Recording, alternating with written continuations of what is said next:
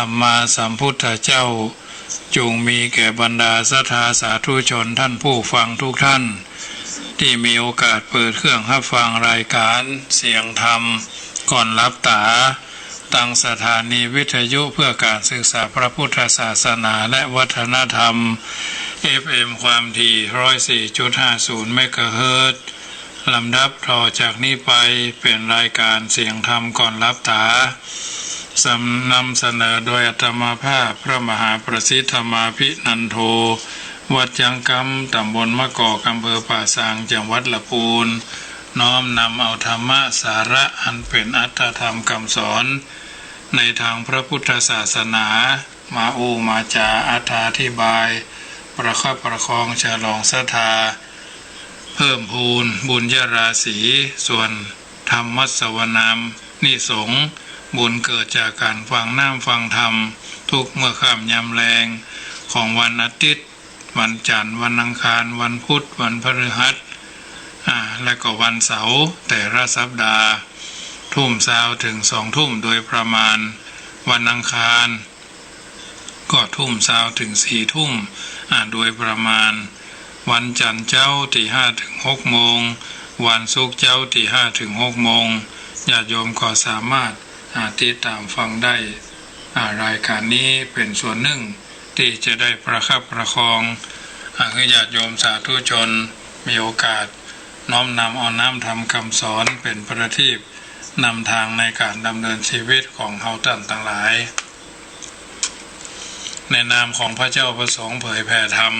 ก็มีธรรมะเป็นปฏิการะกับญาติโยมสาธุชนทุกคนทุกท่าน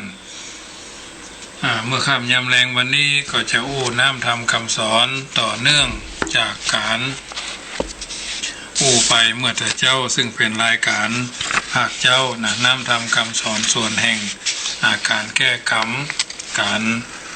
แก้กรรมในการที่น้อมนำเอาธรรมะสาระทั้งหลายข้อธรรมแก้กรรมปลีกย่อยซึ่งก็ได้รับการเสนอจากญาติโยมสาธุชนที่ได้ยินได้ฟังเกี่ยวกับน้ำธรรมคำสอนข้อนี้ไปเป็นเครื่องปฏิการะน้ำธรรมคำสอนส่วนนี้ก็ถือว่าเป็นธรรมวิธีที่ได้กล่าวไปเมื่อตอนเจ้าตอนเมื่อค่ำยามแรงธรรมะ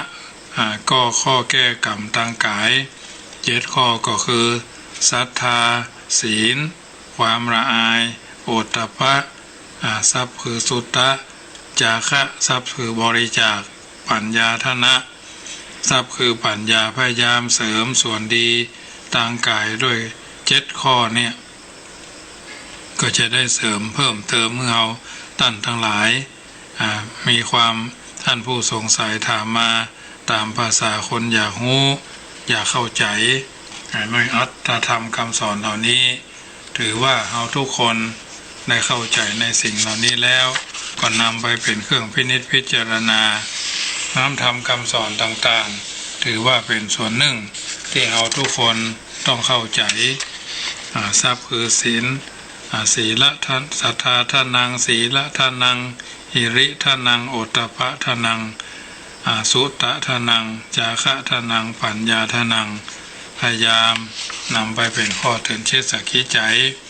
แก้กรรมทางวาจาก็คือบานักคือหมายความว่าอภิชกถาเรื่องความมักน้อยสันตุทิกถาเรื่องความสันโดษเรื่องความสงัดเรื่องความบัคุครีกับคนที่เป็นพาลประกอบภารบความเพียรพยายามเรื่องของศีลเรื่องของสมาธิเรื่องของปัญญาเรื่องของวิมุตติเรื่องของความรู้ในสิ่งต่างๆเหล่านี้ที่เราท่านทั้งหลายจำเป็นจะต้องทำความเข้าใจให้ละเอียดถี่ถ้วนกึศจะแก้กรรมทางปากให้ใส่ใจเกี่ยวกับการถึง10 ประการที่ได้กล่าวมานี้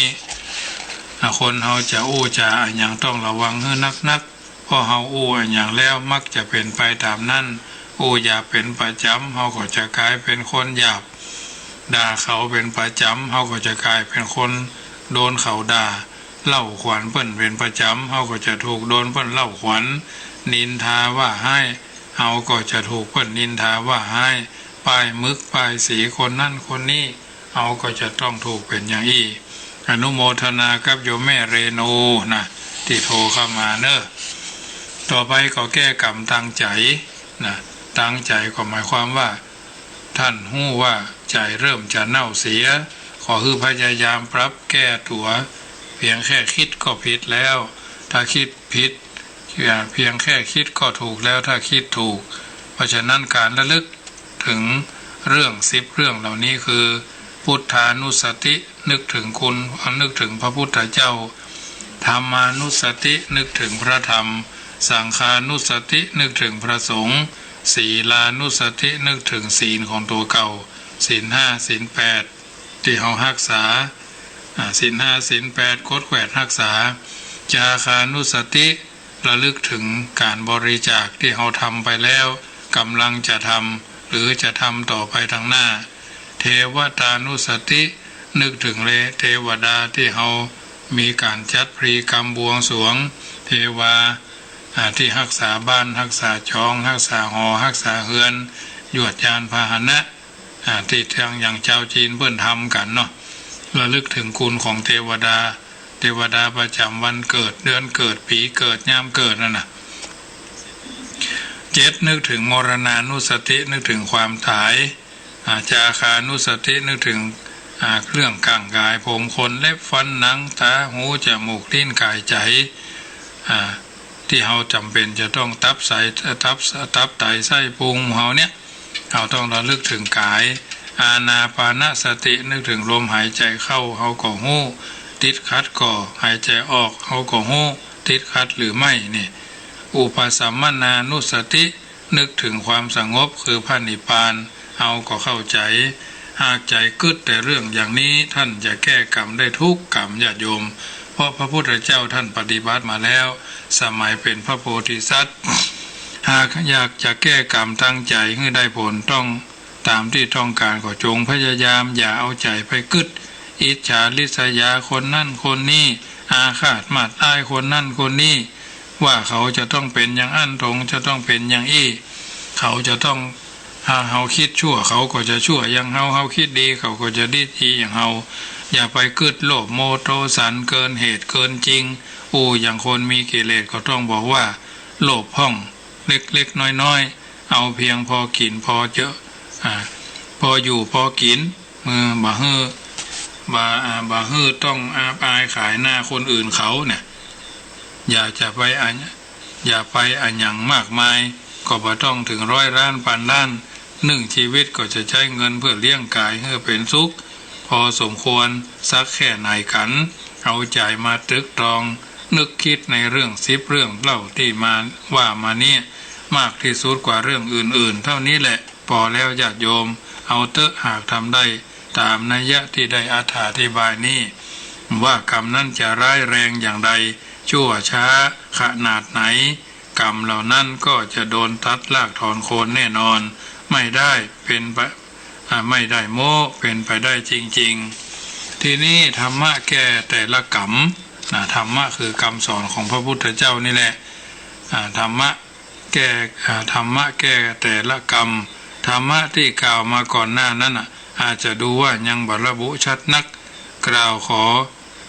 วบอกออกไปในลักษณะมุมกว้างๆฮือหันภาพรวมเพื่อให้ได้ความชัดเจนมากยิ่งขึ้นอาตมาภาพขอนำรายละเอียดของการแก้กรรมในประเด็นต่างๆแต่ละประเด็นมาให้ท่านทั้งหลายสาธุชนคนดีทุกคนได้ประพฤติปฏิบัติตามข้อแก้กรรมตนเองให้ตรงประเด็นเป็นลำดับไปขอจงเพ่งศึกษาตามสติปัญญาของแต่ละท่านเถอะว่าเพิ่นว่ากรรมเกิดมาโง่สมองพัฒนาจ้ามาตั้งแต่เกิดสอนยังค่อมค่อยจำยากมาก2+2ก็ตอบบ่ได้นึกบ่ออก4+4ก็นึกบ่ตอบบ่ได้นึกบ่ออกเพียงใส่รองเท้าให้ถูกข้างสัมพันธ์กับเท้าก็ยังยากใส่รองเท้าที่ผิดถูกเฉพาะฝึกใส่รองเท้าฝึกผูกเท้าฝึกผูกรองเท้าก็ต้องใช้เวลาหลายสัปดาห์ เฮียนละยังก็มักจะจำบ่ได้แม้นหากบังเอิญโชคร้ายจำได้ก็จำบ่ได้เมินกะเดียวก็หายกะเดียวก็เสี่ยงกะเดียวก็หลงกะเดียวก็ลืมเนี่ยเหมือนบินไปกับสายลมพอที่จะเพิ่งพาอาศัยได้เฮียนมาแล้วบ่ได้ใจที่ได้ใจก็บ่พอที่จะนำมาใช้ได้ความรู้ที่มาเป็นต้นดังน้ำทะเลที่ยังให้ประโยชน์เกิดคุณค่าแก่ตนเองน้อยนักกรรมเช่นนี้มักเกิดจากสาเหตุของกรรมชั่วช้าในอดีตที่ทำไว้ในชาติก่อนหรือจากสาเหตุของกรรมชั่วในปัจจุบันที่พึงทำลงไปหรือกำลังทำอยู่ดังต่อไปนี้1. ดูถูกดูหมิ่นดูแคลนวิชาความรู้ต่างๆดูถูกครูบาอาจารย์บักตัญญูต่อท่านเหล่านั้นแม้นมีโอกาสทำคุณงามความดีคือท่านเหล่านั้นได้แต่ก็บ่ทำบ่ยอมทำบ่อยากทำกลับมีความหันว่าทำไปก็มีประโยชน์หยัง 2. เบี้ยวค่าครูโกงค่าครูบ่จ่ายค่าเล่าเรียนตามความเป็นจริงมีปัญญาพอที่จะจ่ายได้กู้เงินหลวงมาในการห้ามการเฮียนแล้วก็บ่ส่งดอกส่งดวงคืนก็หาทางเลี่ยงเกียงบ่จ่ายบ่ยอมนะจะเบี้ยวเอาหน้าดื้ออันหน้าซื่อบางทีก็ทำเป็นย้ายบ้านหนีเพื่อไปต้องไม่หรือหนีเพื่อไม่ต้องจ่ายหนี้หารู้ไม่ว่าหนี้เหล่านี้จะกลายเป็นหนี้เวรหนี้กรรมไปทุกภพทุกชาติแม้กระทั่งเอาเงินวัดเงินวาไปเป็นคณะกรรมการวัดวาอารามนิดหน่อยน้อยเท่าแหนบแหลบเท่าเข็มก็ต้องเอามาคืนของใจบางทีเอาของวัดไปรักษาจะมากจะน้อยเท่าใดแรกเริ่มตั้งแต่พ่อแต่แม่บางทีเอาพระพุทธรูปสิ่งสำคัญของวัดของที่อยู่วัดก็ควรจะอยู่วัดดันเอาไปไว้ที่บ้านทีนี้คนที่เอาไปลืมหลงบางทีเป็นศาลาไปก่อสร้างห้างแผงวัดวาอารามเช่นพ่อน้อยเช่นพ่อนานเช่นพ่อศาลาหรือมีอำนาจบาดใหญ่เป็นอดีตผู้ใหญ่บ้านอดีตแก่อดีตแคว้นอดีตคำนั้นเอาของวัดไปไว้แม้ทำรับทำลาของวัดควรจะอยู่วัดบางบ้านบางจองบางทีบางครั้งเป็นอดีตเจ้าอาวาสเป็นอดีตผู้มีอำนาจบาดใหญ่อำนาจบาดสูงมีอำนาจวาสนาบารมีสูงมาทอดกฐินมาทอดผ้าป่าเอาไปบ้านเอาไปไว้บ้านเอาสังเกตบางบ้านมีพระพุทธรูปเป็น100-200 องค์ซึ่งพระพุทธรูปเหล่านั้นสลักชื่อเจ้าภาพเจ้าศรัทธาอยู่โดยตรงอาตมาภาพเองก็หู้อยู่เต็มอกหู้อยู่เต็มปุ๋มเนาะหู้อยู่เต็มหัวแต่พูดไม่ได้อยากจะให้ชี้ก็ชี้ได้อยากจะให้กล่าวก็กล่าวได้แต่คงไม่ใช่เรื่องไม่ใช่ธุระแต่ทั้งนี้ทั้งนั้นคนที่เพิ่นชัดการแบบนี้ได้ถึงแก่มรณภาพได้ถึงแก่กรรมไปแล้วบ้านหลังนั้นเคอาคาฤหาสน์หลังนั้นเกหสถานหลังนั้นก็รู้สึกว่าไม่มีสง่าราศีมองเศร้ามามีมังคละเกิดขึ้นเพราะพระพุทธรูปมากบางทีบางครั้งก็ต้องทำความเข้าใจอันเนี้ยถือว่าเป็นของวัดเป็นของพระพุทธศาสนาประการที่3ดูถูกดูหมิ่นดูถูกผู้ที่ขยันหมั่นหาความรู้แต่เขาเฮียนบ่เก่งเจ้าหัวจำบดีเยาะเย้ยถากถางเขามดอุตสาหะในการเล่าเรียนเป็นเหตุให้เขาโง่เฮียนบ่รู้เรื่องแกล้งเขาทำให้เขาโง่ละวังให้ดีอันนี้อาตมาภาพสมัยเฮียนปรริญญาธรรมใหม่ๆเปิดห้องเฮียนมหาเนาะเฮียนเป็นมหาเอาไปเฮียนวัน2 วันแรกโอ้ยพระเนรรุ่นนั้นปี2522นะไปเฮียนบาลีใหม่ๆขึ้นรถเมล์จากบ้านเดิมมาวัดพระธาตุละปูนกะรถเมล์ก็บาทห้อง50 สตางค์ห้องเนี่ยไปเฮียนแล้วหอบหนังสือมาโอ้ท่านมหาแซวกันเนี่ยสมัยนี้เพิ่นว่าแซวกันเอากำลังเฮียน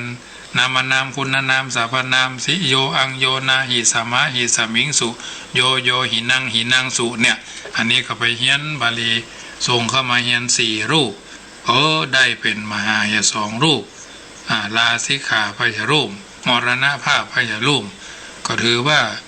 ในตำบลเมืองง่านี่ก็ถือว่าได้เป็นพระที่มีการเฮียนด้านบาลีสูงกว่าทุกรูปที่ผ่านมามีปรริญญา2-3 รูปไปแล้วแต่เป็นพระราชาคณะได้ถึงแก่มรณภาพไปรูปหนึ่งคือพระเดชพระคุณพระศรีศีลสุนทรวาทีศีลสีขาสะโพทานอทองนะอดีตเป็นคนหลิง5บ้านหัวดอนสลีบุญยืนนะและก็ท่านพระเดชพระคุณท่านเจ้าคุณพระเทพรัตนนายกนะจำรัตถะศิรินะจันตาธรรมนะเจ้าคณะจังหวัดลำพูนรูปปัจจุบันธรรมาภาพนี้ถือว่าเป็นรูปที่3ในตำบลนั้นที่สอบได้ปรริญญาธรรมชั้นนี้ก็เป็นความภูมิใจอย่างหนึ่งนะอันนี้ก็ดูถูกดูหมิ่นเหมือนกันท่านมาหาเฮียนบาลีเฮียนได้ดีถ้าสอบผ่านก็เป็นมหามันได้เป็นมหาเนอะจะไปมันเป็นมหามีเนอะจะไปมันเป็นมหามัมเนอะนะอันนี้บ่แปรบ่ปีนนะญาติโยมแบบนี้ก็ถือว่าจะมันเอาไม่ใช่ลูกคนรวยเอาก็เฮียนมานะได้เป็นมหาปรริญญา3 ประโยครุ่นฉลองกรุงนะญาติโยม2525นะเจ้าพระคุณสมเด็จพระอริยวงศาคตยานสมเด็จพระสังฆราชวาดวาสโนวัดราชบพิตรสถิตมหาสีมารามนะเจ้าพระคุณสมเด็จพระสังฆราชรูปนั้นได้ประทานสัญญบัตรพัดปรริญญาอดีตเจ้าวาดวัดช้างคำสมัยนั้นก็ได้ไปรับตั้งสัญญบัตรพัดยศเจ้าอธิการศรีนวลอินทนันโทนะได้รับตั้งสมณศักดิ์เป็นพระครูศรีพระครูสิรินันทคุณนะอันนี้ก็ถือว่าเป็นพระครูพัดแดงปี226นะที่วัดพระธาตุหาริพูนชัยจังหวัดลำพูนนะพระเดชพระคุณท่านเจ้าคุณพระธรรมโมลีอมรอมรปัญโยเป็นเจ้าคณะภาคเจ้าพระคุณสมเด็จพระมหาราชมังคลาจารย์วัดปากน้ำเป็นเจ้าคณะภาค17อยู่สมัยนั้นนะตอนนั้นก็พระเดชพระคุณท่านเจ้าคุณพระยานามงคลเป็นเจ้าคณะจังหวัดท่านเจ้าคุณพระเทพมหาเจติยาจารย์เป็นรองนะอันนี้ก็ถือว่าเป็นส่วนหนึ่งที่เป็นเกียรติประวัติของพระหนุ่มเนนน้อยลูกชาวบ้านหลานชาวบ้านธรรมดาตาเติบโตเติบใหญ่มาก็ถือว่าเป็นอาตมาภาพจำความได้นะจึงเล่าได้บันทึกจารึกเป็นแต่คนอื่นที่คงจะจำธรรมาภาพจบชั้นป .4 ใบสุทธิก็ยังมีนะใบสุทธิก็ยังมีบรรพชาเป็นเนนใบขออนุญาตบวชก็มีนะอันนี้ก็ถือว่าเป็นส่วนหนึ่งที่เก็บหอมรอมริบไว้ป .4 รูปถ่ายป .4 ก็ยังมีบางท่านนี่มีแล้วอายุ50 ปีลืมหมดอันนี้ก็ถือว่าเป็นส่วนหนึ่งที่ย้อนหาหอยถอยหาหีดเอาจารีตหีดหอยเก่าอันเดิมมาฮือฟังไม่ใช่เท่าไม่ใช่แก่แต่อายุผ่านเข้ามาแล้วเกิน100 ป่ายมาน้อยหนึ่งนะประการที่4ชอบชักชวนคนอื่นไปทำเรื่องเสียหายนะเผาโฮงเฮียนทำลายสิ่งของเผาหางนกจมเบ็ดตกปลาเผาอุดหูหนูอย่างก่ออย่างมากมายอันเป็นประควรแก่เกิดความสนุกสนานประการที่5บักขยันมันเพียรศึกษาหาความรู้บ่อยากได้ไข่ดีชอบมั่วสุมในทางพิษเปิ่นให้ไปเฮียนหนังสือก็ลบโรงเรียนลักเหี่ยวลักหนีลักลบลักเลี่ยงโดดโรงเรียนโหลดล่มมันในบนห้องโดดล่มหรือทำลายอนาคตตัวเก่าแกล้งเสพสิ่งเสพติดทำให้ร่างกายพากันไปซักยันลบเลี่ยงเข้าโรงเรียนออกโรงเรียนก่อนโดดล่มหนีความห้ำความเฮียนไปลบอยู่หั่นไปลบอยู่นี่ตะก่อนก็มีได้หู้ได้ทราบประการที่6นะชอบคบค้าสมาคมกับคนบดีคนดื้อด้านเกเรชอบสูบบุหรี่สิ่งเสพติดกัญชาเฮโรอีนฟินใส่เนื้อใส่ตัวกินเหล้าดองพ่องอันยังพ่องเนี่ยทำเรื่องที่มันเสียหายทำตัวลายตัวการตัวโกงเขียนแบบซักยันในเนื้อในตัวเขียนแบบในหนังชื่นชมคน เขาเล่านั่นอย่างนออกหน้าออกตาบ่ชอบคบพระสมณะชีพราหมณ์ราชบัณฑิตผู้หู้ทั้งหลายบ่เข้าพวกกับคนดีปฏิเสธคนดีเทวดาก็มาเอาจะเอาผีจะคบแต่คนผีนะกรรมเช่นนี้คือพิจารณาปรับแก้ตามเหตุตามผลตามกรรมของแต่ละคนของกรรมภัยกรรมมันตามนัยยะที่ควรจะเป็นดังนี้นึ่งให้มันทำบุญด้วยหนังสือธรรมะพิมพ์หนังสือสวดมนต์แจกเป็นธรรมทานหรือหากจะพิมพ์หนังสือแจกก่อนหน้าจะหาโอกาสจังหวะวัดไหนพระเถรานุเถระรูปไหนเปิ่นจะพิมพ์หนังสือแจกเป็นธรรมบรรณาการก็โดยทำบุญตามโอกาสจังหวะเวลาเพราะฉะนั้นเอากันง่ายๆอย่างนี้แหละคือหมั่นทำบุญด้วยหนังสือธรรมะพิมพ์หนังสือธรรมะแจกร่วมเปิ่นก็ได้มีปัจจัยบาหลายประการที่สองถวายหลอดไฟฟ้าอันนี้อาตมาภาพไม่ใช่ว่าคือเข้าตัวเก่าเนอะพอทำอยู่แล้วกุศลจะส่งผลให้ตนเองมีปัญญารุ่งแจ้งแทงตลอดในงานนั้นถวายในวันเกิดในวันข้างขึ้น7 ค่ำ1 ค่ำ7 ค่ำ3 ค่ำ13 ค่ำ15 ค่ำนะจะช่วยให้ดีขึ้นเจริญขึ้นช่วยให้ทางชีวิตสว่างไสว3ช่วยหาโอกาสปล่อยเต่าในวันเกิดปล่อยป่าในวันเกิดจำนวนเลยอายุปีนั้นครั้งละเตื้อละปีละครั้งกรรมเช่นนี้ควรทำบ่อยๆเต่านี้ไปเอาตลาดที่เขาเอาไปขายเพื่อทำเป็นอาหารบ่ควรไปเอาที่เขานำไปขายตามวัดหรือตามสถานที่ทำบุญอื่นก็ควรระวังให้เลือกปล่อยแต่และต้องให้เต่านั้นตายและบ่ให้เต่านั้นตายเพราะการปล่อยเต่าในครั้งนั้น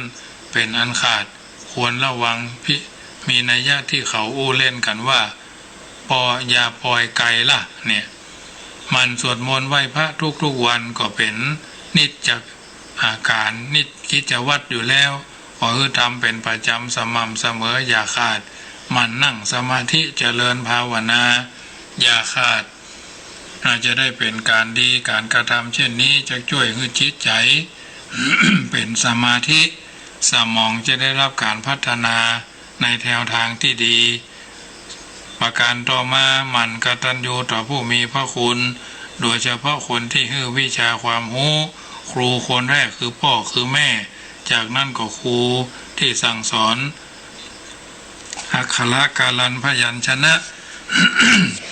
คุณอาจารย์ท่านอื่นๆแต่ละวิชาตอบบุญแทนคุณท่านเท่าที่จะทำได้ขยันหมั่นเพียรเรียนหนังสือ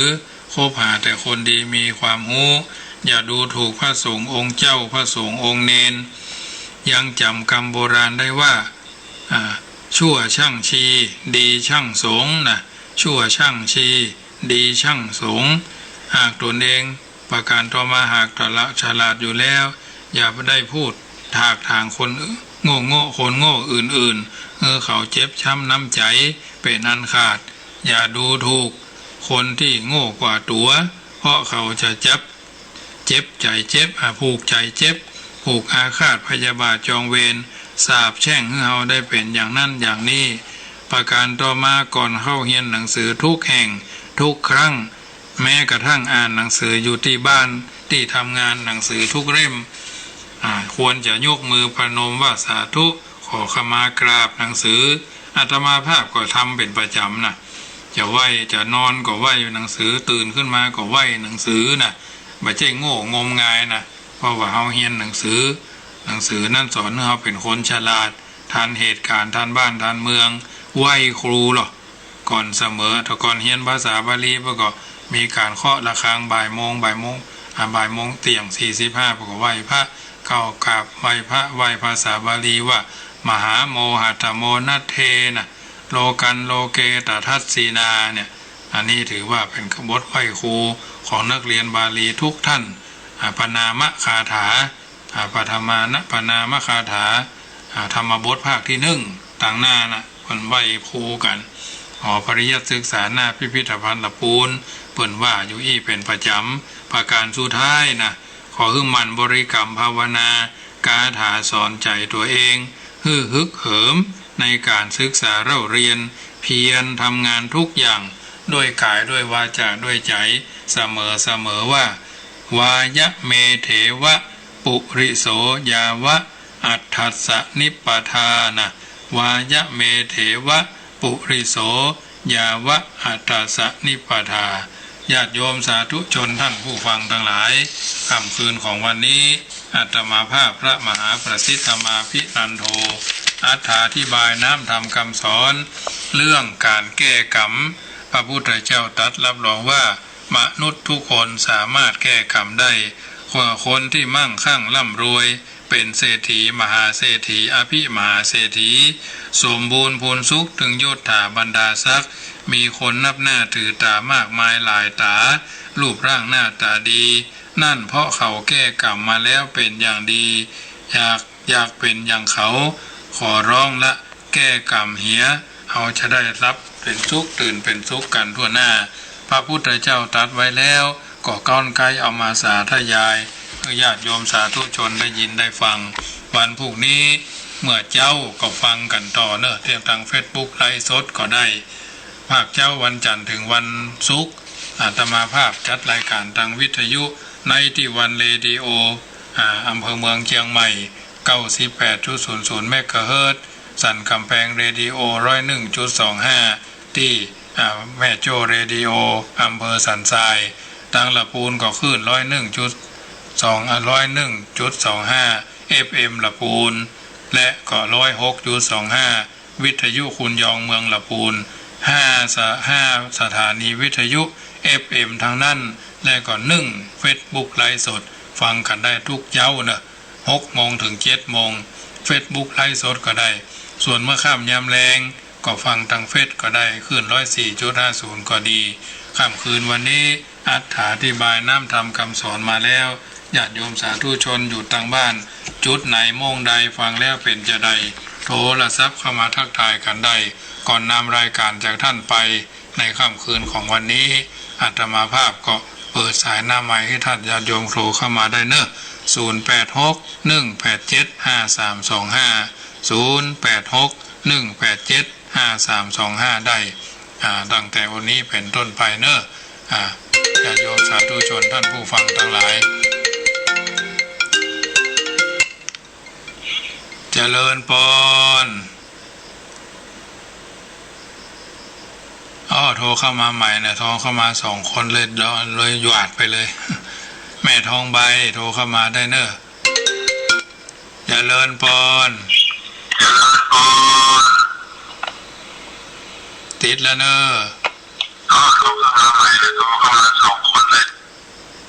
แม่ทองใบมันทอนเข้ามาซ้อนกับคนหนึ่งกับวางเจริญพรพี่นันสารปีใบสาท่านพระคุณเจ้าได้ฟังธรรมะท่านพระคุณเจ้าแล้วจิตใจจื่นเบิกบานครับมันนึกถึงที่เก่าที่หลังเหมือนมันตั้งแต่ท่านเจ้าเรียนบาลีนะท่านครูบาน้อยเนี่ยเป็นพระประสิทธิ์เป็นเจ้าปุญโญเพื่อไปเรียนที่สะดือเมืองผมจังได้ไปเปิ้นนะเมตตาพามเปิ้นสูงเน้นวันนี้ยังไงมาขึ้นรถมาครับวันนี้ไม่ได้ปิกตัวเอาสตางค์คือป่านขึ้นรถปีคนเดียวเนอะวันนี้ไม่ได้ปิกตัวเปิ้นเอารถส่วนตัวเปิ้นมานะโรงเรียนสมัยสารบาทนะครับที่โรงเรียนเมดีท่านเจ้าคุณทำพระธรรมโมลีติเจ้าคณะภาคอยู่ท่านมหาอินโสมพระครูวรวันกับท่านอาจารย์พยุงศักดิ์บ้านประแดดบ้านตองได้สอนอยู่นะครับเดี๋ยวเพื่อเป็นรองเจ้าคณะจังหวัดไหนก็ครับเดี๋ยวพระครูเจ้าพยุงศักดิ์เป็นพระครูวิสิตปัญญากรรองเจ้าคณะจังหวัดเป็นรองจังหวัดแล้วกันครับรองจังหวัดละท่านพระครูวรวันท่านมหาอินสมเหมือนนั้นบ่มีแล้วนะครับที่อยู่วรวันไปละอินสมไปละก็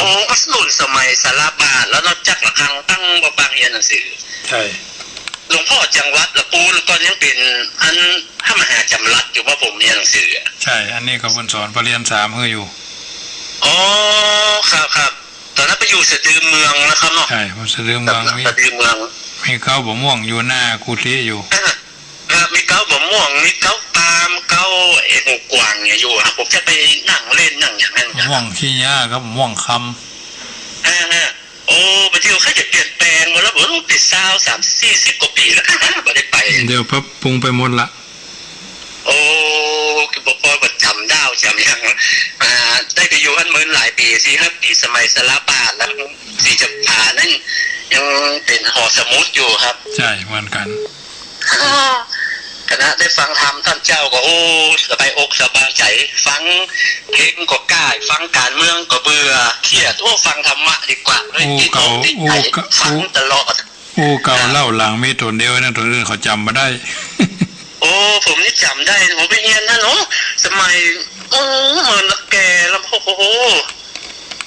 ไปทำฮั่นแล้วครับผมมีครูบาอาจารย์แล้วครับผมมีไผ่แล้วกันมีแล้วไปกันไปเกือบหมดแล้วก็น่า40 กว่าปีว่าโอ้เสียงให้เสียงหลุ่นไปตกไปเสียงเลย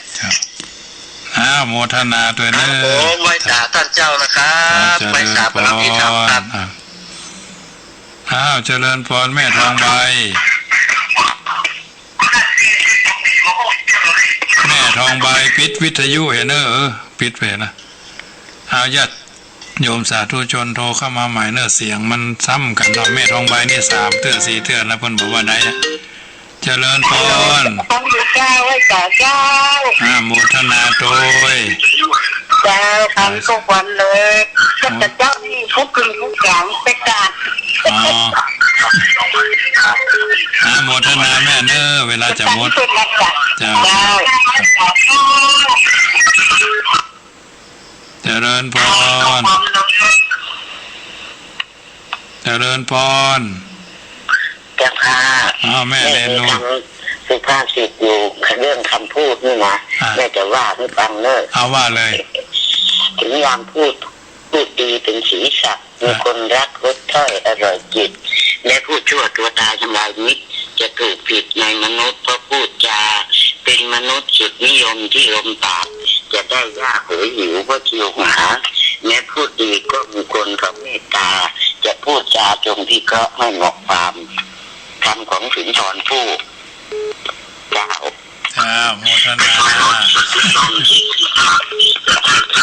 แม่เรียนรู้ก้อนแก้วน้องเบี้ยวฟังอยู่เนอะฟังอยู่นอท่านพระมหาฟังอยู่เนอะเข้าใจที่นอเข้าใจครับมันเสียงมันย้อนบอกเพื่อนไปเลยว่าเวลาโทรมานี่บอกเขาเปิดปิดวิทยุกับเนาะบอกเขาปิดวิทยุบอกว่าปิดโทรศัพท์ไปตัวเลยใช่ครับบอกคือต่างบอกคือตอนที่พระอาจารย์อูเวลาอาจารย์อูเราบอกเพื่อนว่าเวลาโทรมาเนี่ยแม่จะต้องปิดวิทยุก่อนถ้าบ้านนะเสียงมันจะโจนแล้วก็อู้กับหูเรื่องครับผมครับผมบอกคนกับน้องครับโมทนาเนอะไปสาครับญาติโยมสาธุชนเวลาโทรเข้ามาโทรศัพท์ติดแล้วก็โยมแม่โยมพ่อโยมพี่โยมป้าโยมโยมอาทั้งหลายก็ปิดวิทยุให้กันนะทุกรายการนะญาติโยมถ้ามันจะสะท้อนย้อนแล้วก็มันฟังบ่ฮู้เรื่องกันเนาะพี่วีก็มีนะทั้งพี่ก็มีธรรมภาพก็เปิดวิทยุไว้นี่เหมือนกันนะทางนี้ทางนั้นก็ถือว่าเอาช่วยกันประคับประคองกัน1 เสียง1 สาย1 ศรัทธาช่วยกันฟังกันไปคือกำลังใจกันไปถือเวลาแถม3 นาทีก่อนนำรายการจากท่านไปน้อมประชาสัมพันธ์ข่าวสารงานบุญเนอะปีนี้ธรรมภาพจะได้ไปถวายเทียนพรรษาผ้าอาบน้ำฝนชุดหลอดไฟฟ้า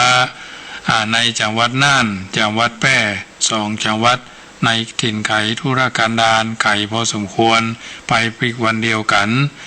ได้ตั้งเจตนาเอาไว้ว่าเทียนพรรษา10 เล่มละ999 บาทรอเอง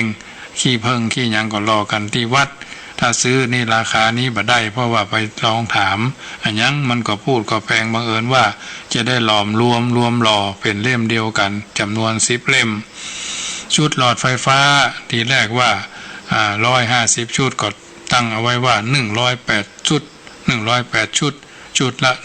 199 บาทเต่าพุทธคุณของพระพุทธเจ้าถวาย10 วัดนะถวาย10 วัด10 วัดถึงวัดจังกำนี่แหละแล้วก็ผ้าชุดผ้าอาบน้ำฝนผ้าอาบน้ำฝนแล้วก็น้ำมันเติมตะเกียง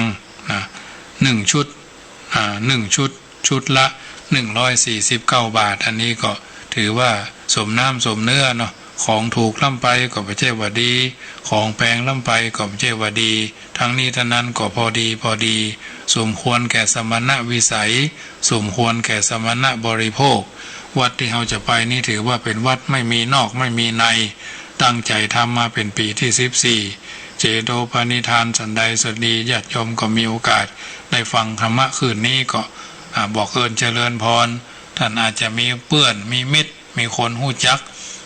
เศรษฐีใจบุญนายทุนใจดีก็น้อมเอิญเจริญพรร่วมด้วยช่วยกัน